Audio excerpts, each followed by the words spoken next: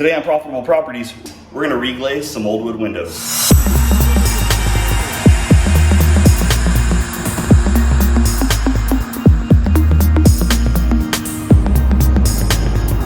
What is up, everybody, and welcome back to the Profitable Properties YouTube channel. We're in the Steve's house today, and this unit is so close to ready. I mean, look at those floors. They just look great. AC's blowing cold. The kitchen's coming around. I've got the stove right outside the door right here. But there's still something that's holding us back, and it's these windows. So these windows are mostly in great shape. You can see that there might be some gapping issues in the future. For the time being, we want to take care of this much bigger issue, which is this huge gap that's at the top of this window and that window, and was this window, which we've now reglazed. In addition to needing some reglazing, some of these windows have missing sash cords, and it causes the window to not stay up. So that's what we're gonna be talking about today on Profitable Properties. So let's snap back to the garage where we refurbished that window. While I strip the old glazing out of this lower sash, let's get familiar with these old double hung windows. We'll be most interested in the upper and lower sashes, sash cords and sash weights, and interior and parting stops. Glazing is the material that holds the window in the sash in these old wood windows. Now that the glazing is all out, let's get the glass out and start preparing the sash for reglazing. One thing that makes this really difficult though is putting caulking on here, and you can tell this caulking, it doesn't dry solid. And whenever you have caulking on here, sometimes it comes off this easily, sometimes it doesn't. So it can really add a lot of work. So I recommend not caulking these old windows and go ahead and just reglaze them. It's definitely got quite a few of these little hold downs, and I found one of them just like that, stabbed me right in the finger. So these little hold downs right here, you shove into the edge here, and they hold the glass in. So now the glass is out, and it's safely set over here on this flat surface that's kind of protected from scratching. We'll come back and knock all this stuff off later. Right now, we want to knock all the leftover glazing off of this inner lip right here and get it nice and clean.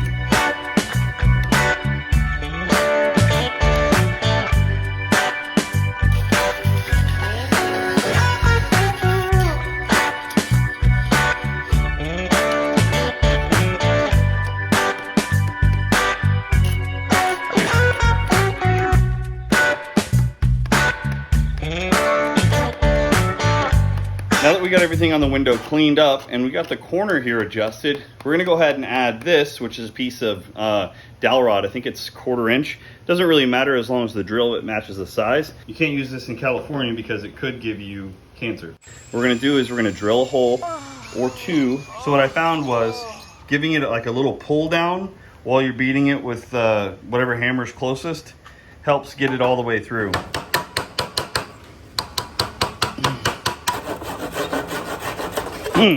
I had big aspirations to paint all these windows, but there just wasn't enough time to do a good job before the rest of the apartment was rent ready. I had to settle for making sure the windows kept the weather out and the air conditioning in. So enjoy the next oddly satisfying 4 seconds before this job literally falls to pieces. And I was doing great cleaning up all the stuff off this, and then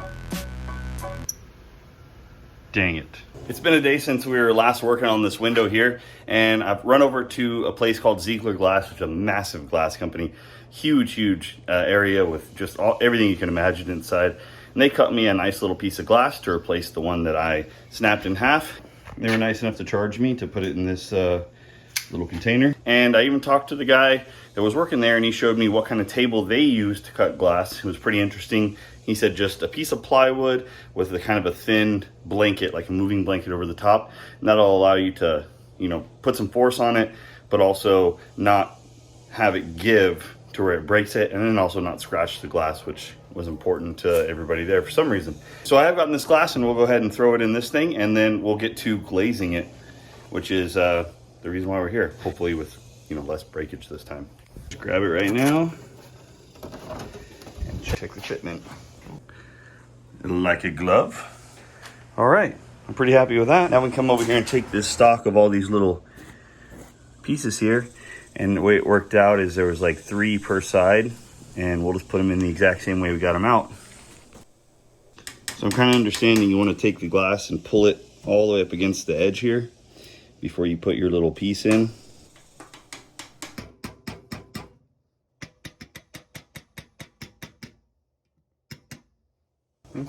Now that we've got all of our glazing points in, we can use this DAP window glazing 33 and a stiff putty knife to put the glazing on the window. You pretty much just take a whole handful of this glazing right here and you shove it down into this groove of your window by hand. And then whenever you're done with that, you can take your putty knife and then 45 it off, and that will set the glaze. The big key here is that your glazing doesn't stick out really far past this line, because then what happens is you see the glazing from the other side of the window, and you don't want to see that. Here's an example. Oh, Jesus. I scared the crap out of myself just now. Here's an example of what I was talking about with the glazing and paint being visible from the inside whenever you do a sloppy job. Like a skirt, long enough to be interesting, but short enough to cover the subject. We want to make sure we clean this glazing off the glass so it doesn't harden on there. And it says that it should skin over in 7 to 14 days. And that's probably the biggest issue with glazing these old windows, is that it can't be done, you know, really fast, because before you can paint it, you have to wait a week just for the glazing to dry, and up to 2 weeks depending on temperature and humidity in your area. So we're back at the Steve's house now. When we brought this window over, it looks great, and we're ready to stick it back in. We're gonna leave this window that we got from Picker's Paradise, which is an awesome place. Here's some film footage of the actual place. It has everything that you want from the perspective of old parts for these old houses. So we went ahead and we pulled, you know, the stops out, and we pulled this lower sash out. We didn't cut the cords, but somebody else already did that for us. Thanks a lot. And now we're gonna install a new cord. The problem is we didn't get this 1/4 inch cord. We actually got 7/32 cord, which is just gonna have to work for now. I chewed up that parting stop a little bit because somebody decided to put nails in it. But for the time being, I'm not super worried about that. We'll get back to that in a minute. But for now, we're gonna come over and work on this one. And the first thing we're gonna do is remove this stop. We have 3 stops. We have this stop right here, which is our inner stop. We have our parting stop, and then we have our outer stop. So we're gonna take our inner stop off first, and we're gonna be trying to be kind of gentle with it. Probably should go through and just score up this line. Now that we have this stop removed, we can swing this window out, and we can see right here is where our sash cord is connected. So we can pull this guy out of here, and it might be held in by a nail if they're good people. Yep. So it was held in by one single nail, just like I like. And we're gonna take it and we're gonna let it up into this pulley, and hopefully it doesn't go into the wall, because that'll make me super sad. So far so good. And now we can go ahead and just pull this out and do the same thing on the other side. This window, holy cow, has most of its glazing gone. So I wasn't planning on glazing this window, but we're gonna.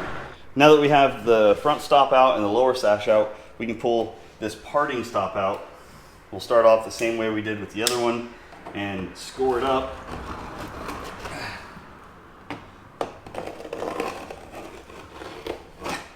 And we'll look for where they probably put a nail in it, and it looks like, yep, they sure put a nail in it. Okay, now we got the nail out. I'm not gonna put that back in. And now we can very gently pull the parting stop out. We're gonna keep this. Holy shenanigans. This thing is rough, but it's gonna have to work for now. So now we can lower it down, hopefully, without ripping it apart. And it still has all of its pieces. Swing it out and do the same thing we did with the other one. And I'm just putting my fingers over here on the window because it doesn't have much glazing left in it, and I'm afraid that it's just gonna kind of come off. All right, that knot can stay up there. This thing doesn't even have most of its glazing left in there. It was being held in with, I think this stuff is called Hopes and Dreams. You can see there's very little overlap from the wood. They finished the glazing up. That's how you can tell somebody kind of cared about what they're doing, at least. So what we're gonna do is a really quick and dirty reglazing job, if I can keep from breaking the window, which, you know. What we do here is go back. Oh, that's interesting. It has a different kind of clip. Loud.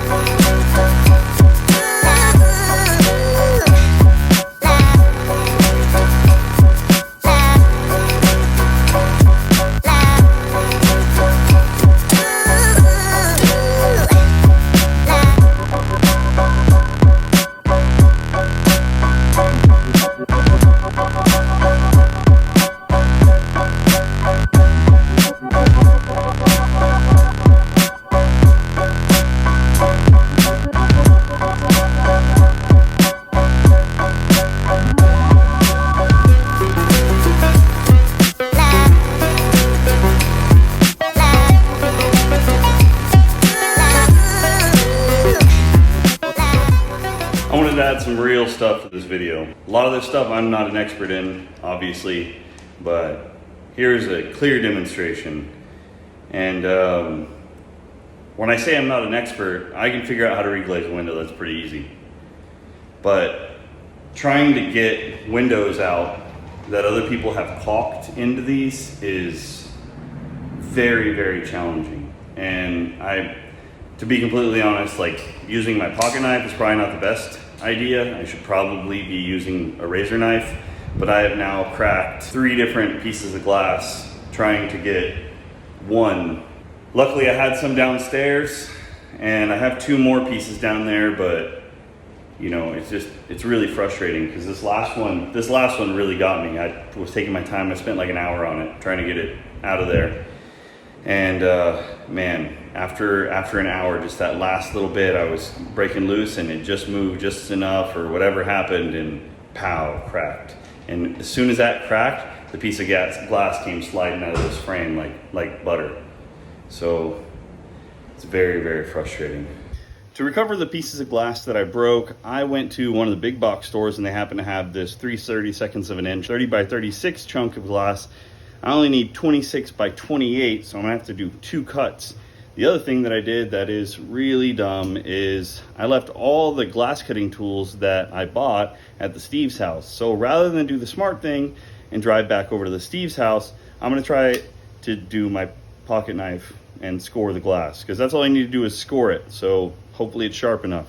Or I may just not put this part in the video. We'll see how dumb I look total after I'm done editing. So I created a little workbench space, piece of plywood with a moving blanket on top of it. It's a little piece of... Did not work. $22 lesson. We're gonna try it now with some tools that I bought specifically for this from one of those big box stores. So I went ahead and set a moving blanket on this relatively flat floor. I made sure it was clean. It didn't have any stuff underneath it that could cause the glass to break while I'm cutting it.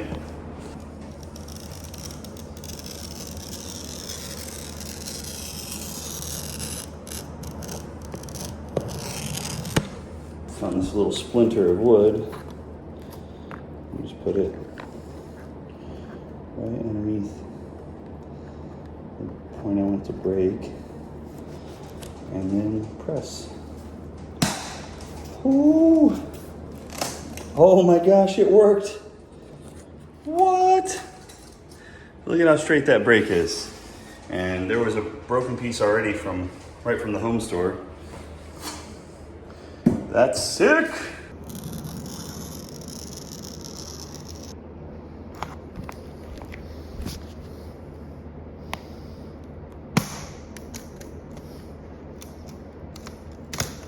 Woo! Cut it stupid and it still worked. Nice. All right. This one's been specially modified, so I'm gonna use it to fit that window. I've already gone through and cleaned it out. It's not cleaned up by any means, but the actual like recess is all cleaned out. And then yeah, it's time to drop this piece of glass in there and hopefully I don't mess that up.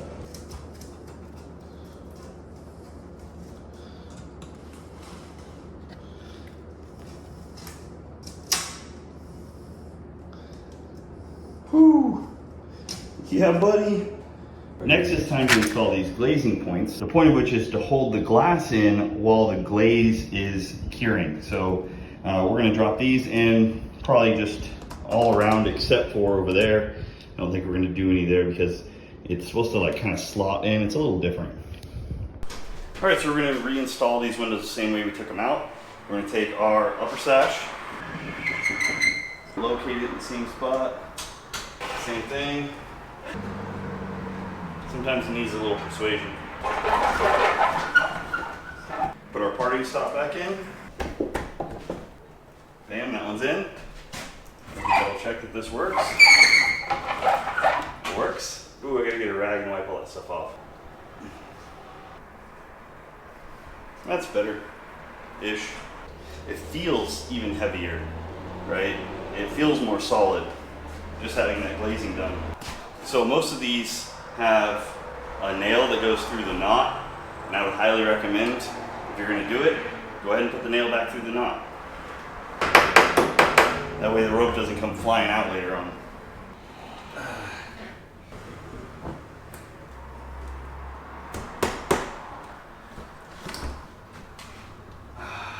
Stupid.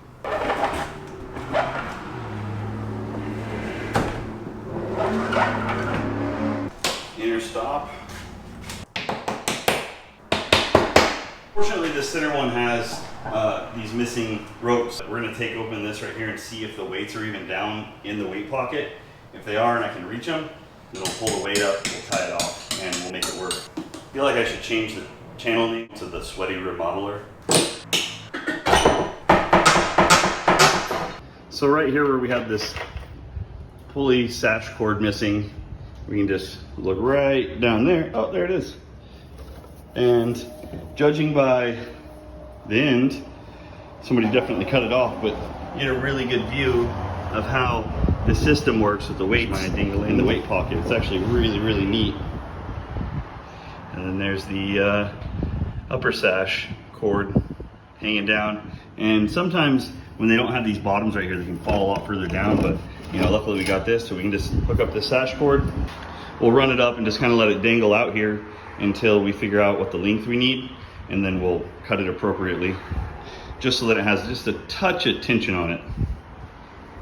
Mark my spot where I think it's going to be. 1, 2 wraps. Just make the knot a little bigger. Smash my fingers.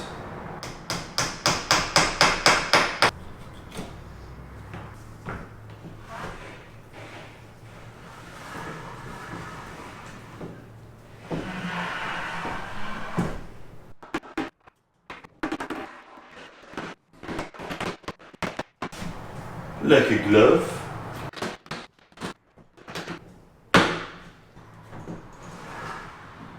We got all these windows that I was mainly concerned with done. All these have been reglazed now, and we had one over here that the bottom part of the upper sash was not salvageable, so I pulled that one out, threw this one in. I'll use the other one for some spare glass or something like that. Next time we mess with these windows, very likely going to be trying to seal up, you know, put some seals in these to get them to, you know, not have air gaps and stuff. This one right here, they pin nailed in, so I'm not gonna put that one right now. We'll take care of that later. Still got a couple more to work on. But I really appreciate you guys joining in. If you could, smash that like and subscribe button down there, bell icon for notifications, and we'll see you on the next one. All right.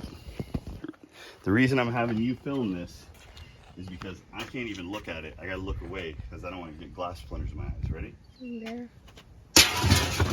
Oh my God.